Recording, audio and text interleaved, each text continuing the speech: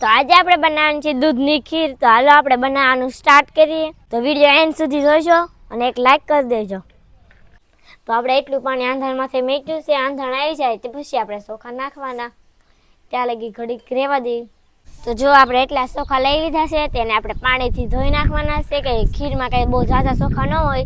જેને જેમ કરવું ઝાઝા ચોખા નાખવા હોય ઝાઝા ચોખા, ઝાઝું દૂધ નાખવું ઝાઝું દૂધ.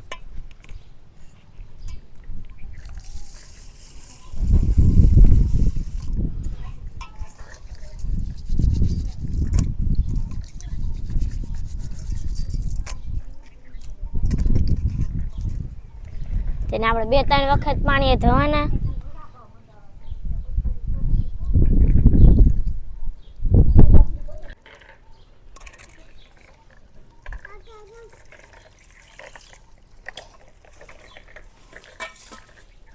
ચોખા ધોઈને કમ્પ્લીટ થઈ જશે. તેને આપણે જે આંધણ મેક્યું છે એમાં નાખી દેવાના છે.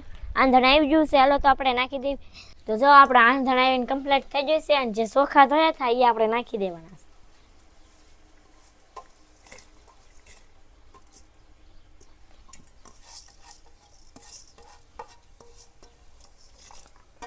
દૂધની ખીરમાં આપણે જાયફળ અને એલચી નાખવાની છે. તો હાલો આપણે એલચીના ફોફા કાઢીને અંદરના બીબા આવે એ ખાંડવાના છે.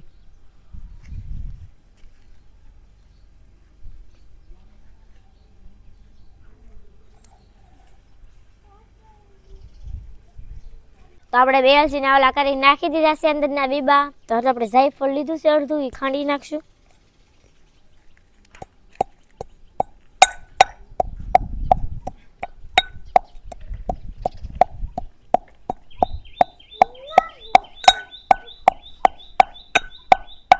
તો જો જાયફળ અને એલચી ખંડાઈને તૈયાર થઈ ગયું છે. તો આપણે રકેબીમ કાઢી લઈએ.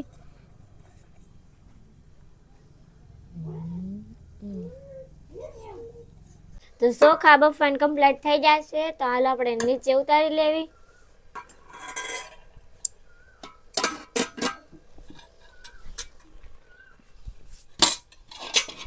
દૂધ નથી આવે ત્યાં સુધી આપણે રોટલી વણી નાખી. લોટ બાંધીને કમ્પ્લીટ થઈ જશે.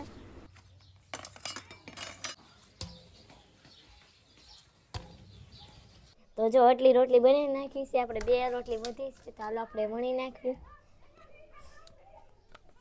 આપણે પડ વાળીને કરવાની છે.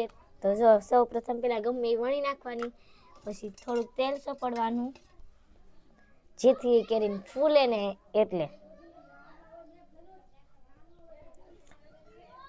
લોટ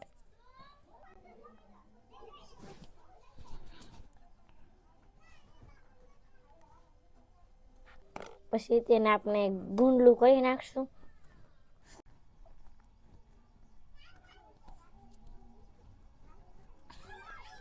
તો હવે આપણે રોટલી વણવાનું સ્ટાર્ટ કરીએ. લોટમાં બોળીશું જેથી કરીને એમાં છોટી ન જાય એ માટે.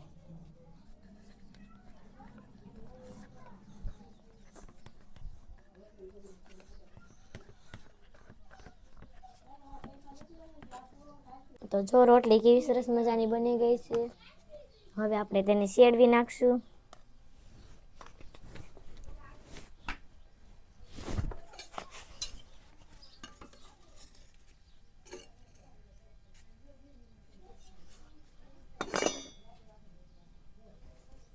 તો જો રોટલીનો એક ભાગ સડી જશે. ઓલી બાજુ આપણે નાખી છે શેડાવા.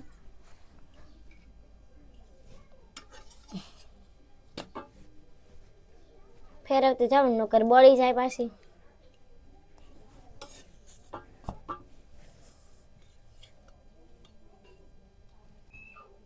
તો જો આપણી રોટલી બનીને સરસ મજાની તૈયાર થઈ ગઈ છે. તો હાલ આપણે એને હેઠે ઉતારી લેવી.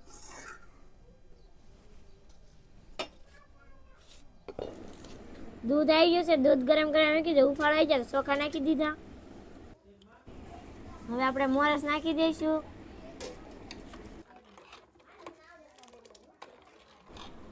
જાયફળ અને એલચી કાંડી નાખ્યું છે, નાખી દીધું છે.